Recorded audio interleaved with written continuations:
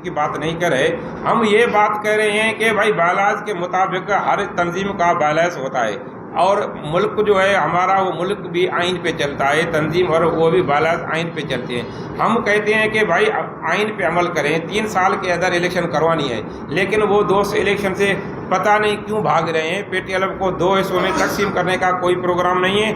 मैं आपकी मार्फत ये भी उनको अपील करता हूँ, हमारे बहुत सीनियर दोस्त भी जो अभी रिटायर करके चले गए हैं या ऐसे बैठे हुए हैं, 2 हिस्से में तकसीम करने की कोई बात भी नहीं है। मैं उनको भी अपील करता हूँ कि सिकंदर जतोई और हाजी शफी अहमद सटो गलत हैं तो वो ट्याकुड़ी का किरदार अदा करें। जैसे रफ़ीक अहमद जरवार साहब है, वो हमारा सिंध का एक्स प्रेसिडेंट है, वो भी किरदार अदा कर सकता है। और हमारी इलेक्शन कमीशन का जो मैं आपको गुजारिश करता हूँ, इलेक्शन कमीशन का जो एक्स चेयरमैन है बहुत बड़ा अच्छा नाम है मोहम्मद छुटल मल्लाह, वो भी किरदार अदा कर सकता है। वो दोनों बैठे और वो जो हमारी मरकजी बॉडी है उनको भी बैठाएं, सिकंदर जतोई को बैठाएं, हाजी शफी अहमद सटे को बैठाएं।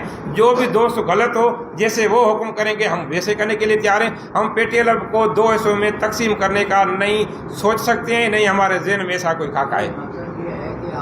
हमारी जो तंजीम है वो रजिस्टर है इंडस्ट्रीज डिपार्टमेंट से, एक इंडस्ट्री डिपार्टमेंट से रजिस्टर है। ये अतीक रहमान सोलंकी बैठा हुआ है, मैं बैठा हुआ हूँ, हाजी शफी सटो के ग्रुप के वर्किंग कमेटी के जो हमारे दोस्त थे उन्होंने इंडस्ट्रीज़ को 3-4 मरतबा लेटर लिखा है। उन्होंने भी लेटर लिखा है मरकजी बॉडी को भाई इलेक्शन का आप वो तैयारी कर लें और इलेक्शन कमीशन बनाएं। वो इंडस्ट्रीज़ के लेटर भी हमारे पास हैं, हम उस फोरम पे भी जा चुके हैं। हम ऐसे नहीं कि हम आज इधर मुसलसल 1 साल से हम कोशिश कर रहे हैं कि हमारे आइन और हमारे बायलाज पे अमल करो, PTLF की इलेक्शन की तरफ आओ, भागने की कोशिश नहीं करो। आपकी बड़ी मेहरबानी।